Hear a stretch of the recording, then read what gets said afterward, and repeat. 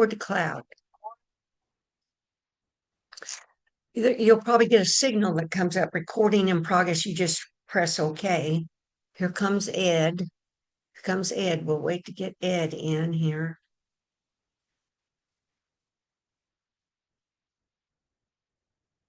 Here's Ed.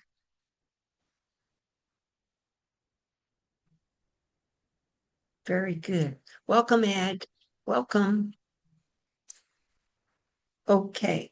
Oh, I'm Glenda Carlin, and this evening it is March 10th, 2026. This is our weekly Tuesday night, A Course in Miracles in Tibetan Buddhist Zoom meeting. And the first thing we do is we go around the screen recognizing the tiles that are there and calling people out by their real identity. You can either call each other Christ, Buddha, or God, whatever you want to feel comfortable with. But there's, to me, God Candy, God Angela, God Leon, God Ed, God D, God Danelle, God Lynn, God Glenda. And those that watch this on YouTube later, there's really only God's presence, although we show up as these vibrating light images, and can be called Christ or Buddhas, but the nature's all the same, the clear, pure light of God's presence. So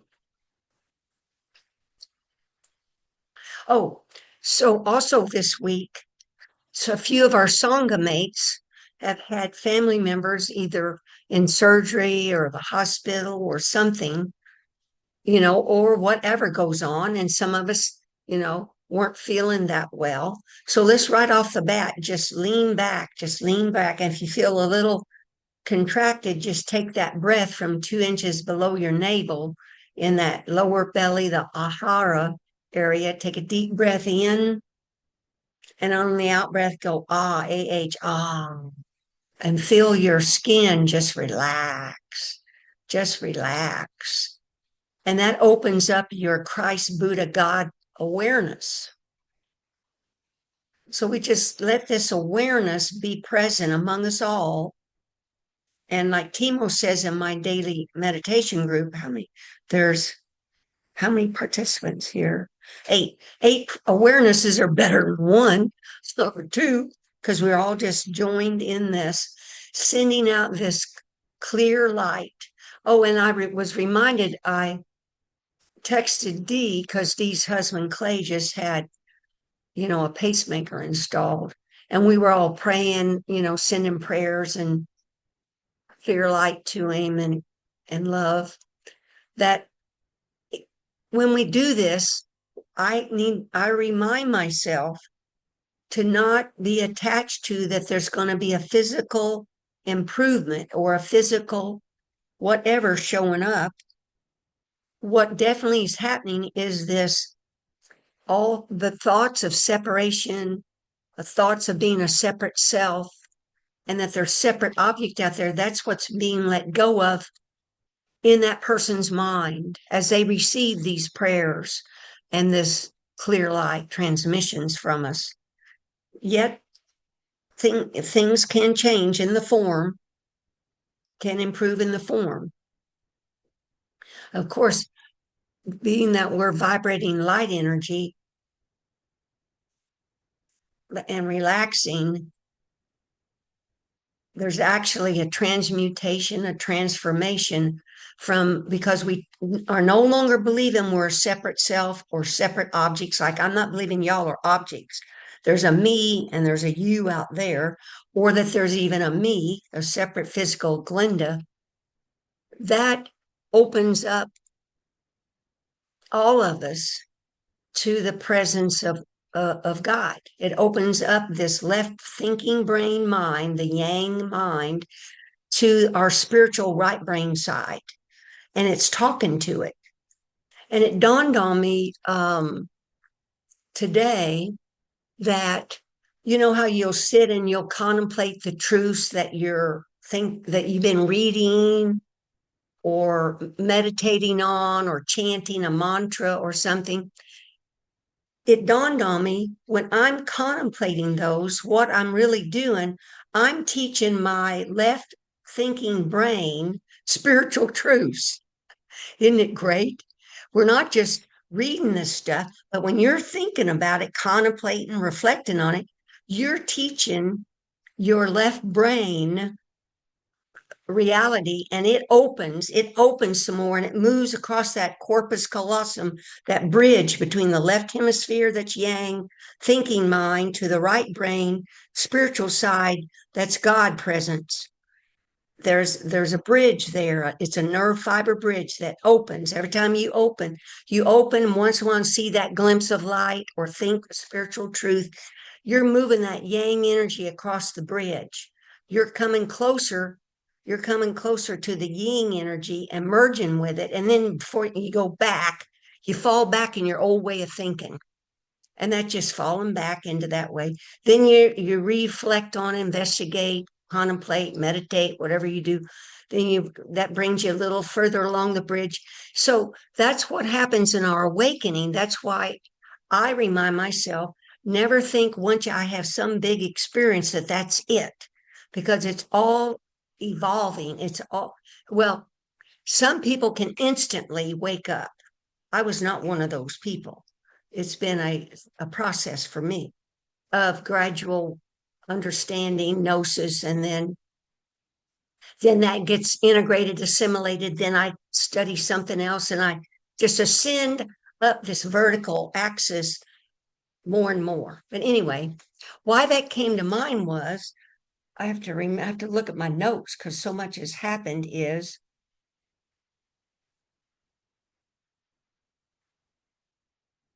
It was this morning when I was laying there. When I lay in bed in the morning, I just be there.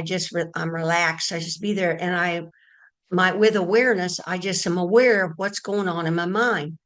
Do you know, I could faintly hear, I called it my unconscious mind when I wrote it up, but I think it's this right brain, this spiritual side. It was teaching. It was teaching the left brain these truths about no longer thinking about a separate self, experiencing that. I'm not kidding you. It was far out, because the unconscious mind, the spirit side, it's now defaulted enough to the spirit side. It's doing this, they call Buddha nature, Christ nature. It was teaching the left side.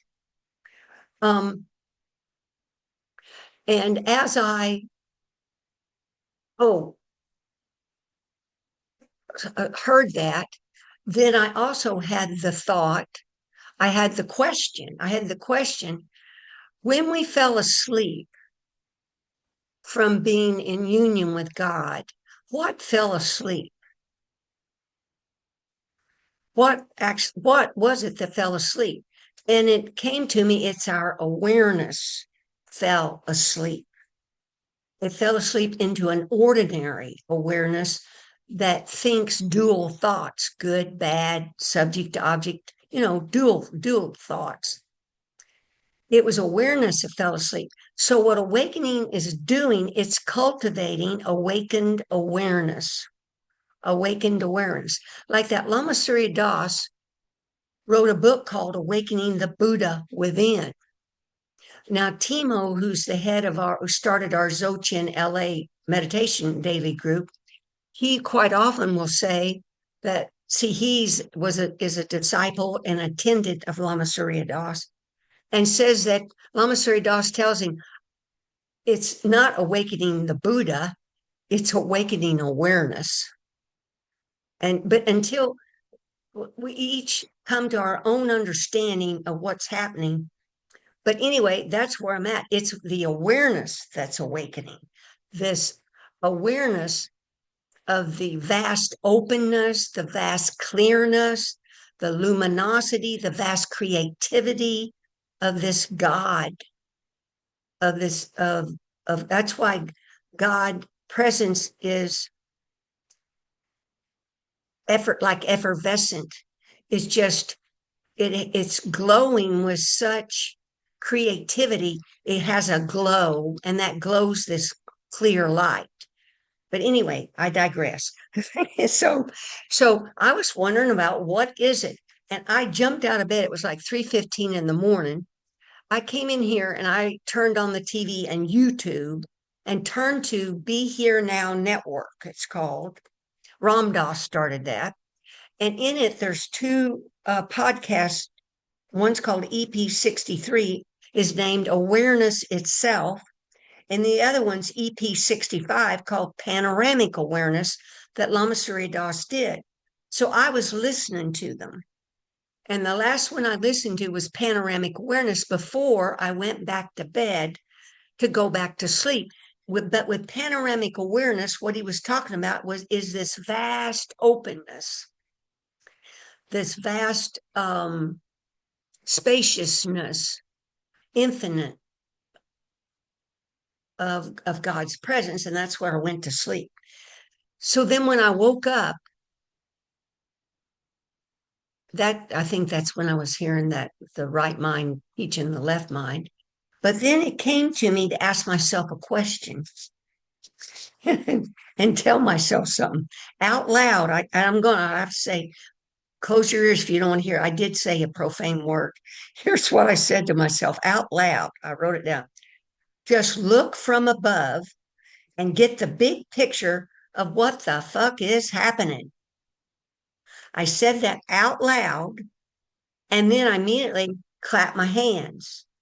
And you know, when I heard the clap of my hands, in my mind, something shifted between my ears. There was something shifted, and I heard in my right ear a humming noise. And in my left ear, I heard a dullness sound. And instantly I knew what that meant is it's more of the joining of right brain hemisphere with left brain hemisphere. And it's the joining of all these polarities of hearing. But anyway, and so I just paused and I heard this hum and this dullness between these two ears. And then there was silence.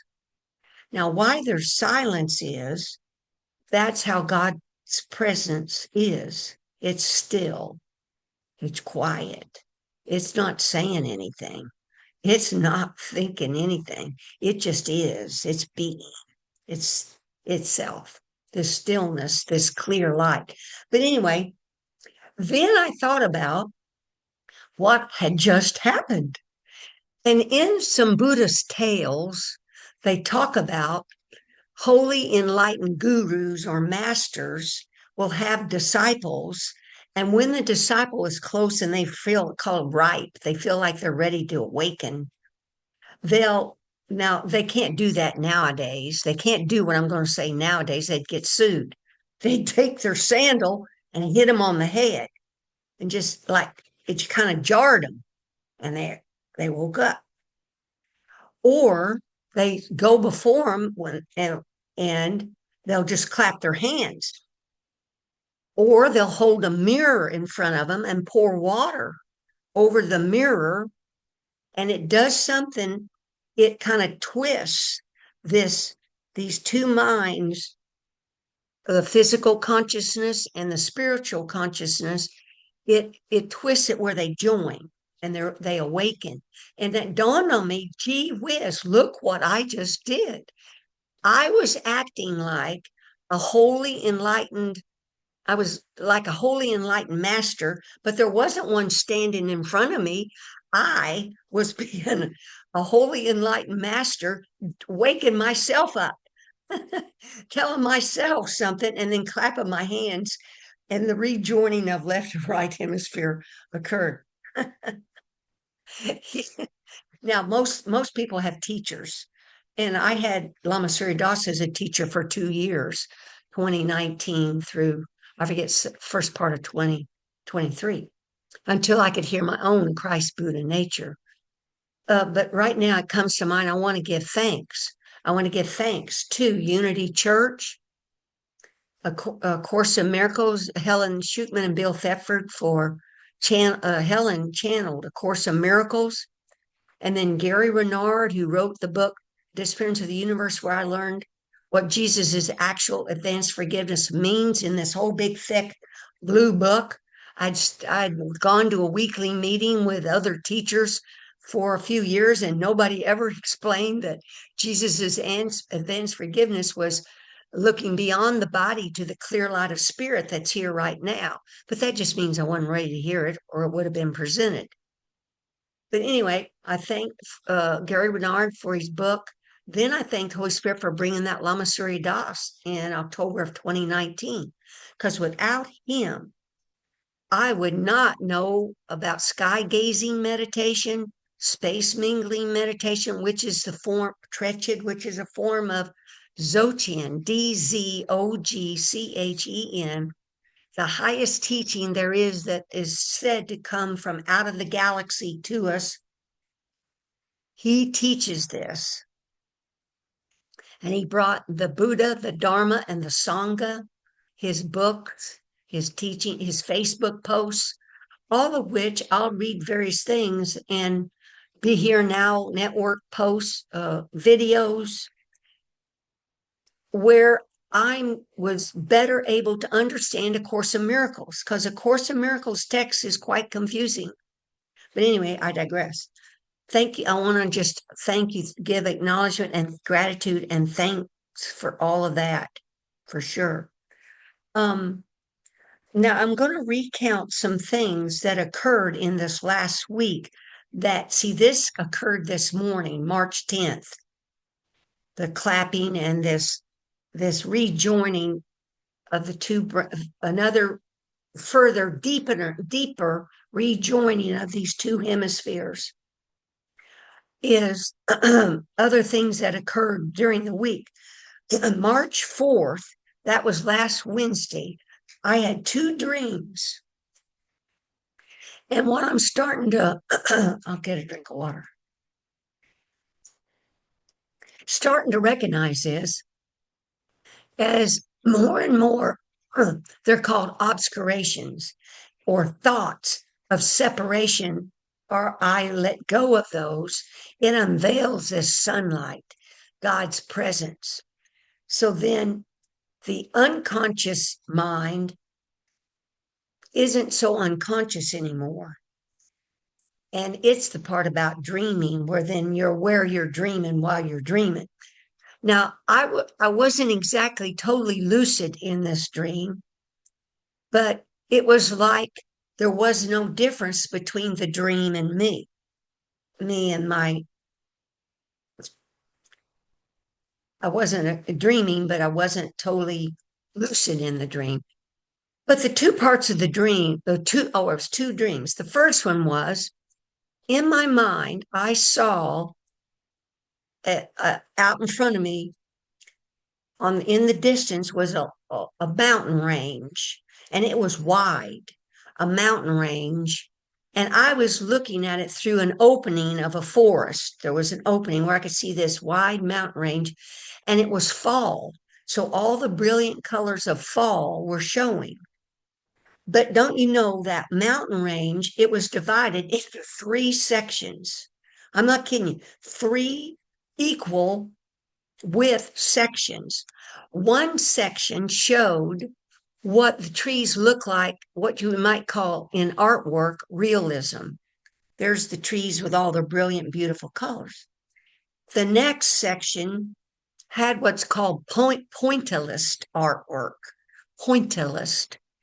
And that is artwork that they use dots of light to place in among all the images. It's pointillist. This whole section was pointillist artwork. And then the third section, I had to look up what the word was for it. I knew it was Van Gogh kind of artwork, but it's called post-impressionistic. And what that is, that truly, I feel like artists that do post-impressionistic, they've seen the light. They're either connected to the great ray or had a near-death experience or something. They've seen the light, and they've been able to look out there and see swirls, not just solid images.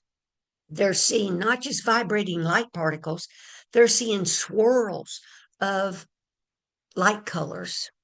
And that's how they paint. So I'm not kidding you. Those three sections were there, and I was kind of amazed. I look, I went, wow. Then I fell asleep. And the second dream, I was attending some kind of retreat, but I wasn't attending it.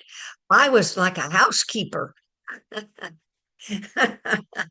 Now, in a way, that's the best thing you can be because you're cleaning up. You're looking at your thoughts and letting them go. You're cleaning. But anyway, I'm I'm walking around in a common lobby area of these rooms where the retreat students are in their rooms, and there's a kitchen area and a eating area.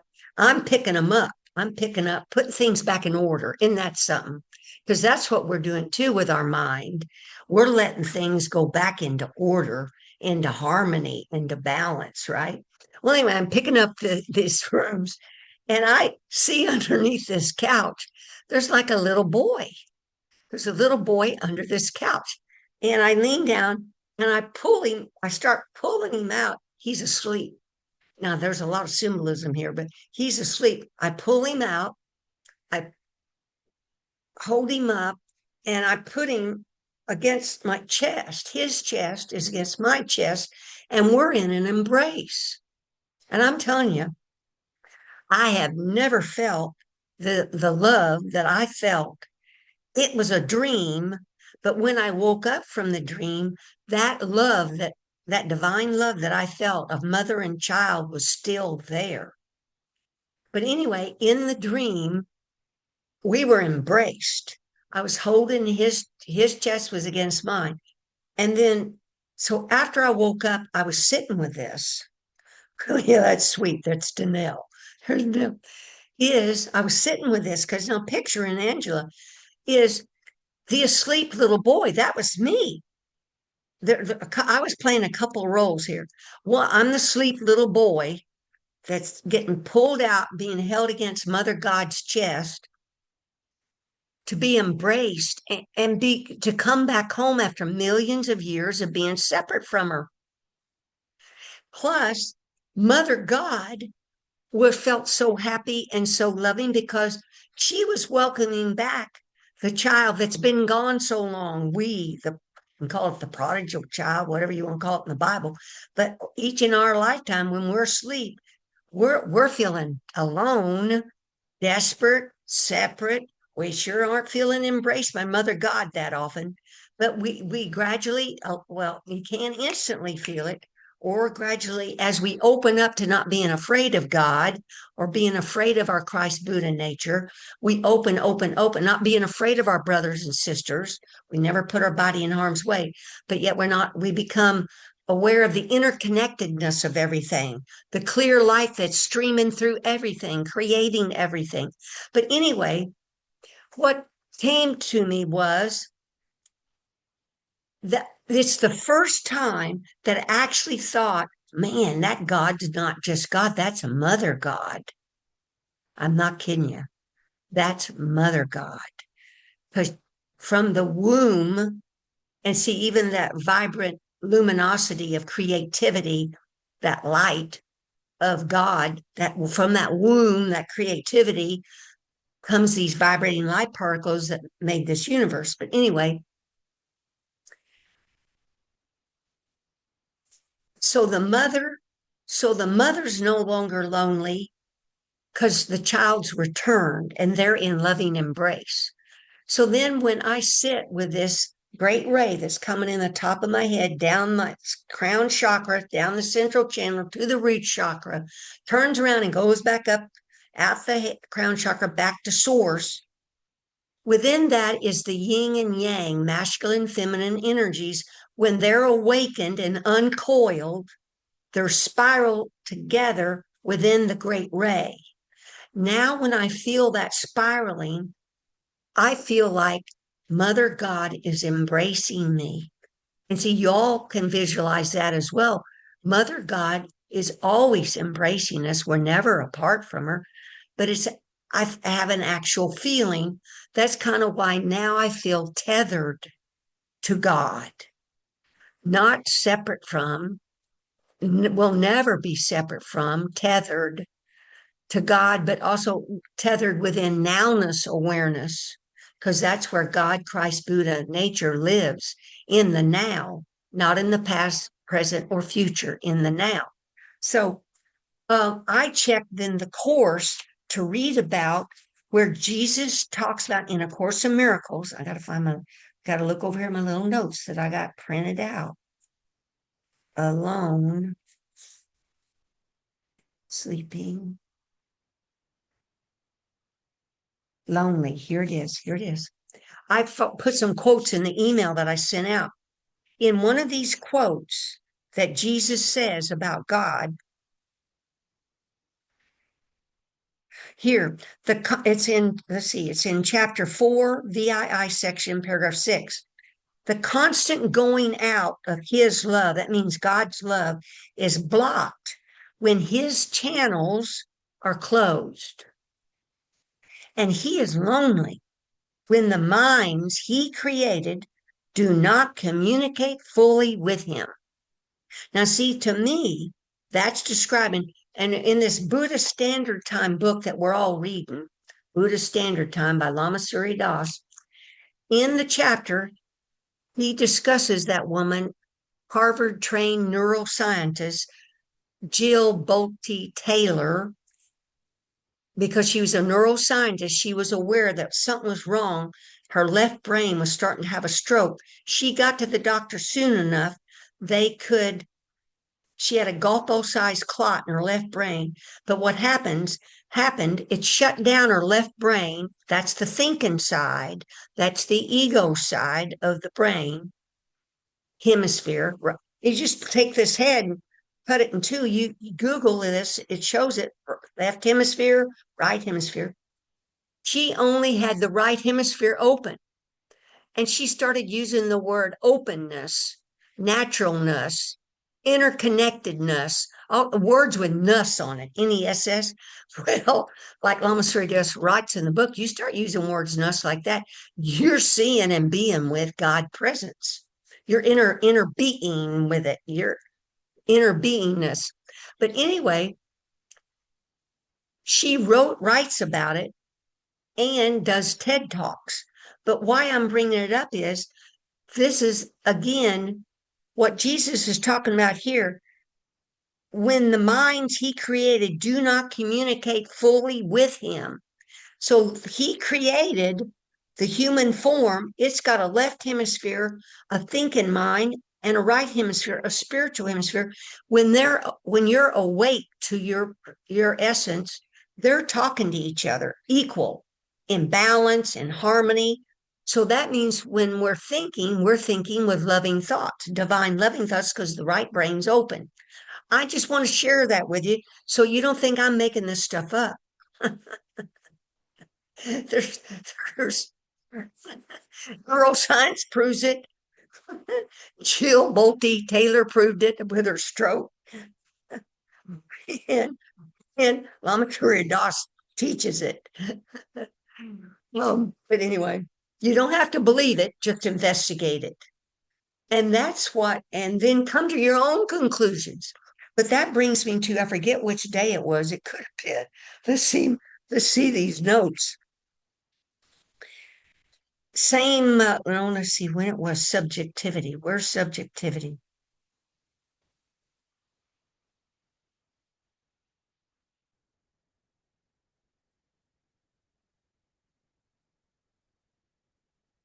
Shoot, I wrote about subjectivity, but I forget which day. Oh, here it is. March 6th. March 6th is when that day, when I was meditating with that Zoom group that out of LA, Dzogchen Zoom group. There's a different leader each day. And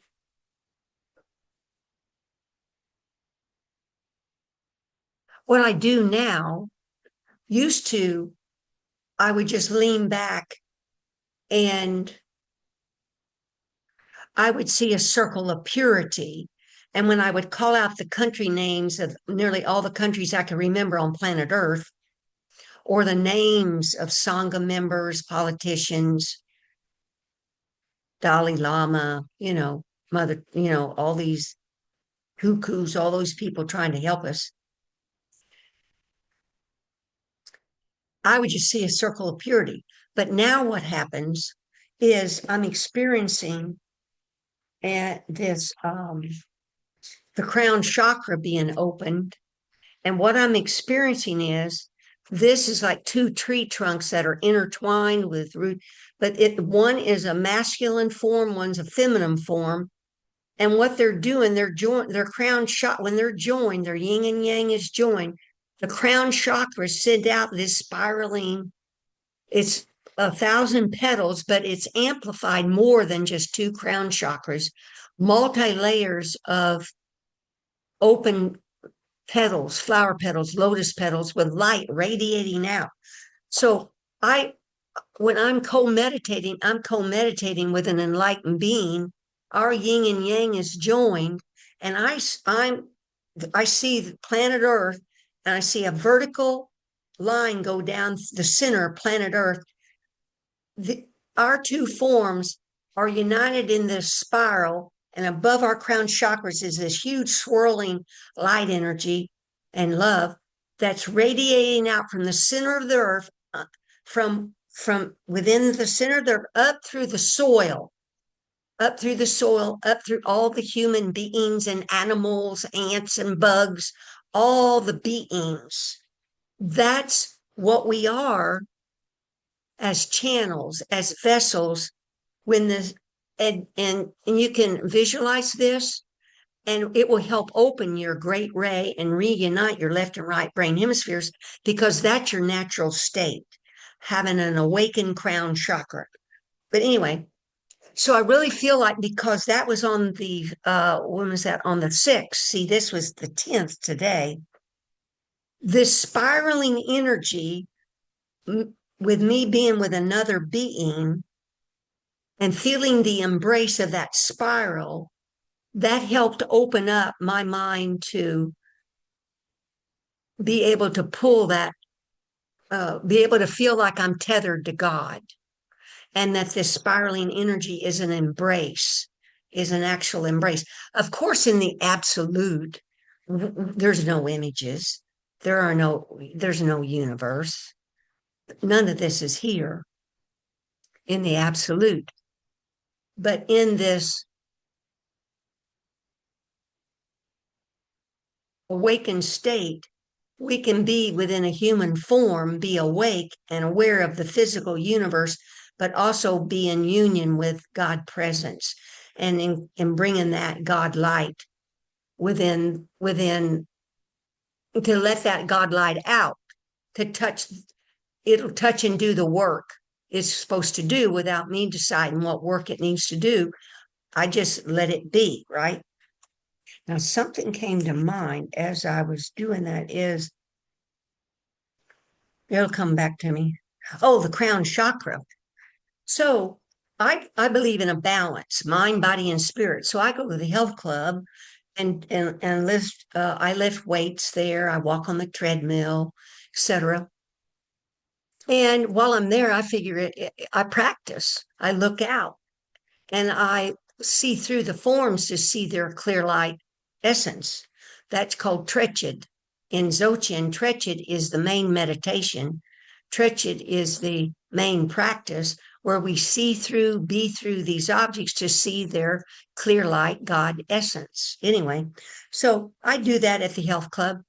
And then after I do my exercising, I lay on, it's called a hydro massage bed. And it's hot water that's like in a tube that goes from your feet up to your head. It massages the back, it massages your muscles. It's about 10 minutes. So I'm laying there feeling that massage. Of course, you're relaxed. This whole thing is breathe, smile, and relax. Because when you're relaxed, you relax into your naturalness, your natural God essence. But anyway, I looked in my mind and I put it in the email. Let's see. And because it was so beautiful, I want to I want to, here we go. Crown chakra. Here it is, crown chakra. Now, see, the crown chakra, I didn't used to believe in chakras, meridians, channels, but now that they've been opened and experiencing it, we have not just a mental body, we have a physical body, there's an emotional body, and there's a light body. All of these bodies are within what looks like physical. Most people think they're just a physical body.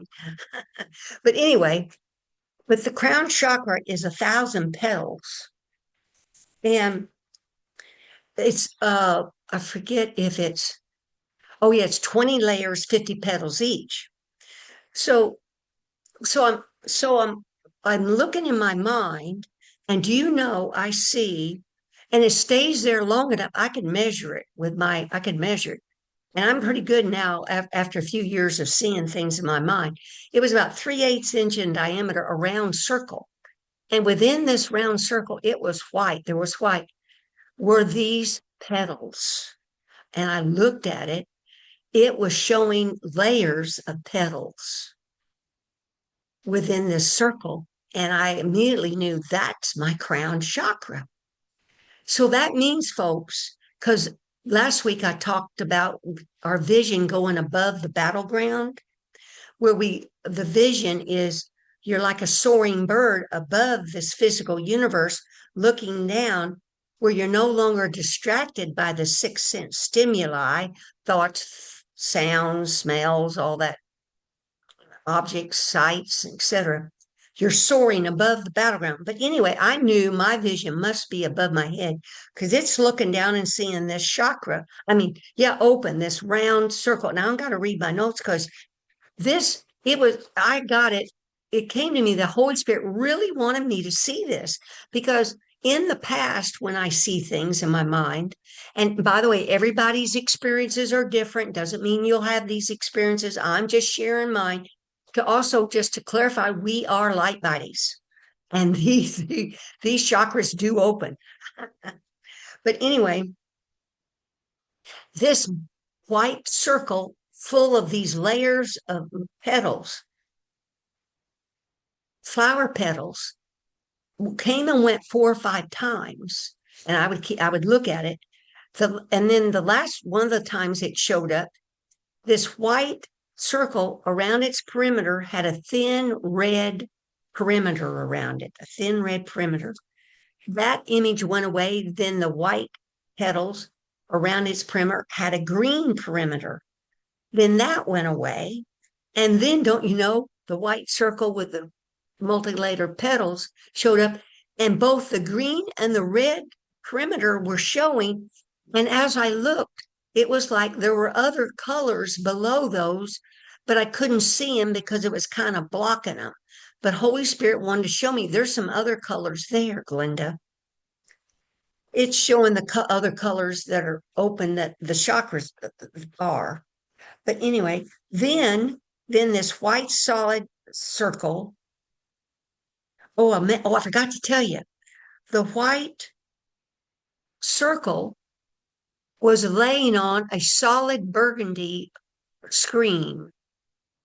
The whole mind was solid burgundy, and this white circle was showing up with flower petals.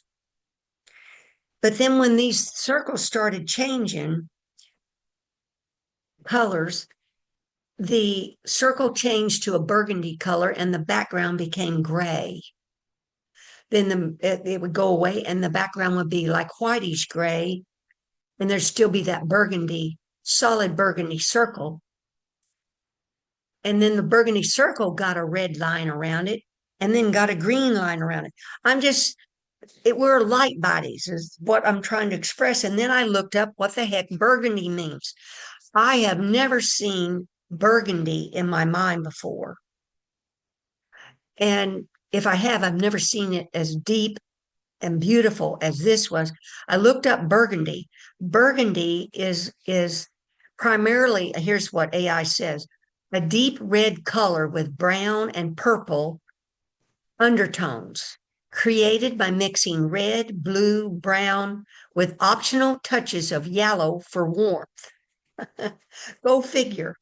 Now, these lamas and the Dalai Lama, they wear burgundy robes.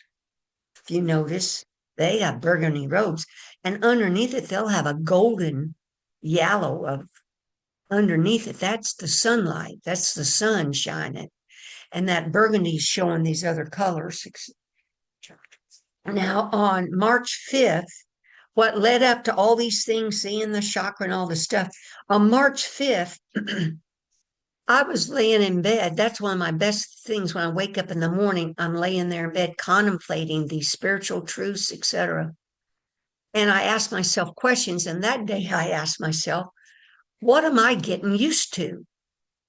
Because in Dzogchen, Dzogchen, that teaching teaches three main aspects: view, meditation, and action.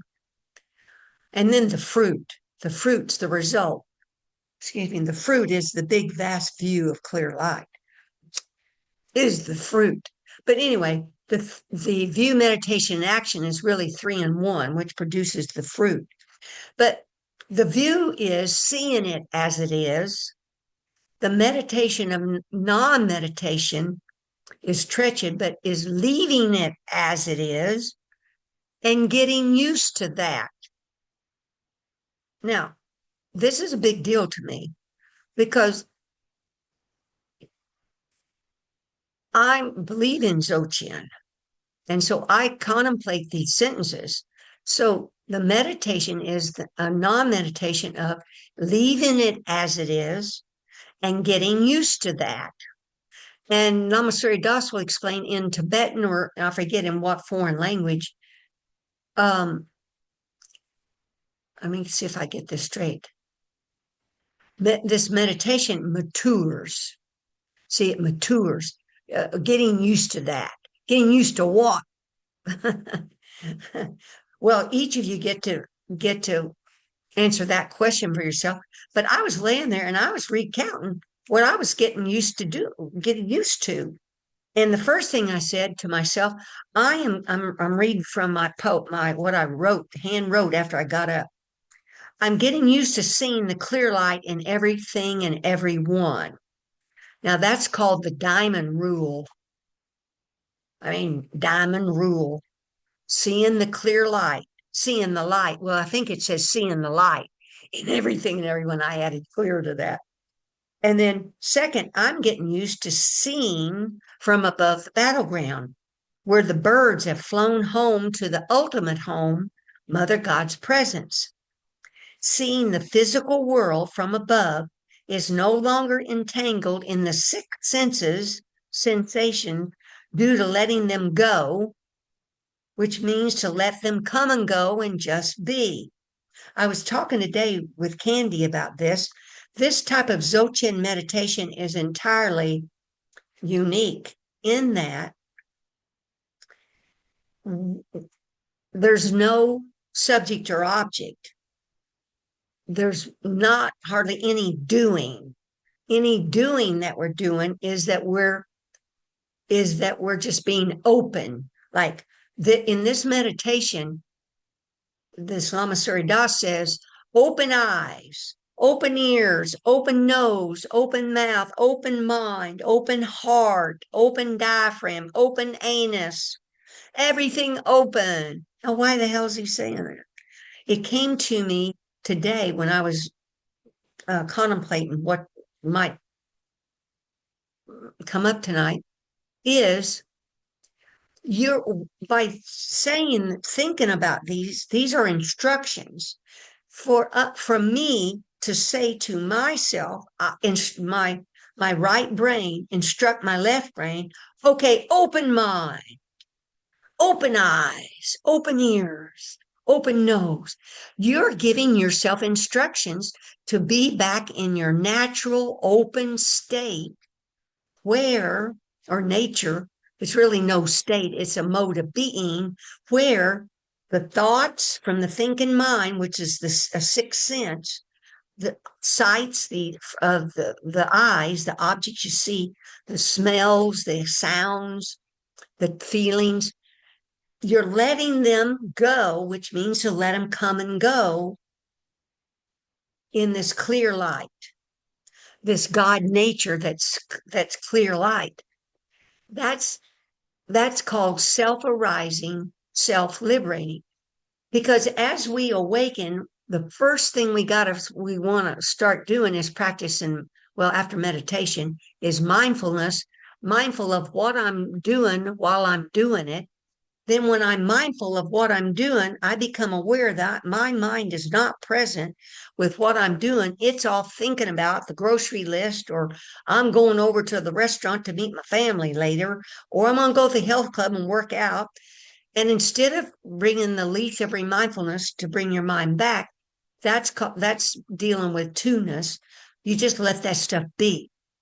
You just let the thoughts, feelings, and emotions, you're aware of them. And awareness is curative and will liberate these sensations. This is huge because this is the practice. This is the goal, to let not be attached, have attachment, or it's called aversion to all this stimuli that's going on and passing through the mind and heart and body. But when I'm attached or pushing things away, what happens is then I'm either grabbing it or pushing or pulling on it. That makes it real for me. And then I start adding memories to it, or word or sentences or feelings, and I make a whole story out of it. And before you know it, I got something I need to forgive, right? Or I don't have to forgive, just let it go because I made it up. I made the story up. I'm aware I'm making the story up. So in this, that's the goal. For me, that's the goal, is to allow that, seeing it as it is, leaving it as it is, and then being as is.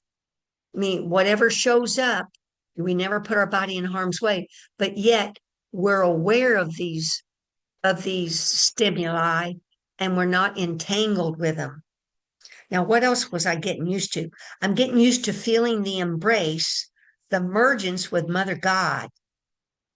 The last thing is, I'm getting used to capital A awareness itself, where I live my daily life in what is called natural meditation.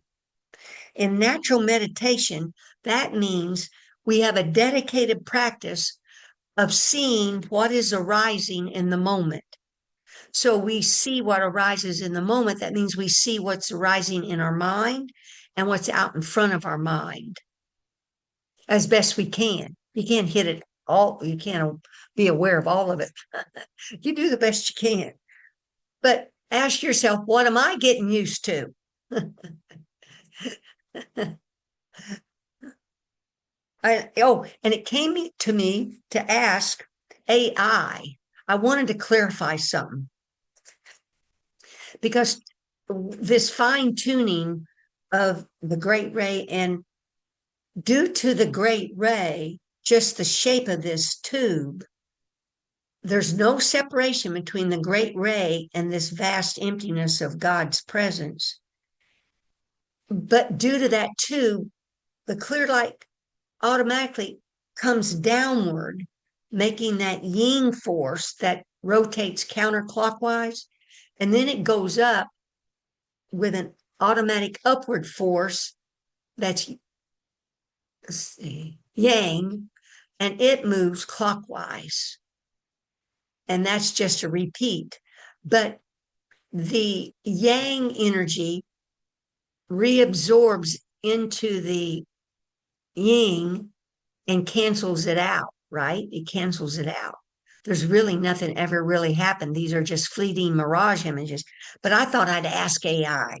So I asked AI, I know the yin and yang are interdependent, but what I'm talking about is when the great ray was created, the first force that came downward, did I say yang there? I don't know if that's true or not. I may have mixed these words up. And immediately the yin energy reabsorbed into it. And then I copied let's see what I got here. Yeah, I guess I did. I got it wrong when I was just describing to you. I get yin yang mixed up on directions. But here's what AI said. Based on the Taoist cosmological and creation myths, your description accurately reflects a specific interpretation of how the Great Ray or primordial He, QI, divided to create the universe. In many creation accounts, the process follows these steps. The initial force, yang, the initial downward or outward movement is often characterized as yang, the active, luminous, or creative force, often associated with heaven or the ascending energy. The reabsorption, yin, immediately, this force requires a substance to act upon, and it reabsorbs into or balances the yang. So I'm just explaining this to also let you know I'm not making this up. This is also called rain. I forget if it's rain draw, shardrol, rain draw, RANDROLSHAGDROL, self-arising, self-liberating. If we leave these thoughts, feelings, sensations go, I'll leave them alone, they'll liberate on their own. Duh. I think I pretty much covered what I wanted to cover. Thank you for your presence here. It surely helps me to feel your presence. So let's go through the tiles again and rejoin our awarenesses and send light and love to our Sangha mates. There's God Angela, God D, God Ed, God Leon, God Danelle, God Lynn, God Candy that was here, God Glenda, and those that are listening to this later, and to send this light and love out to our other Sangha mates that aren't here, that might be experiencing not feeling well, or their family members are having various medical issues. We send our light and love out to them and to all the six realms, the Om Mani Padme Hum realms, the six realms, the gods, the demigods, the humans, the animals, hungry ghosts, and denizens in hell. May all their inner, outer, and secret obstacles be removed to unveil their sunlight, their sunlit core, their sunlit nature, their clear light, God presence. Amen. Any thoughts or comments before I stop the recording? And any of those that want can stay and chat with us. But I thought that part about the Course of Miracles, God says he's lonely because he can't feel a love come from back to him. When we're closed off and shut down, we're not sending love back to him. He knows something's amiss. That's why he created Holy Spirit, to call us back home. But of course, our higher Christ Buddha nature does that same thing too.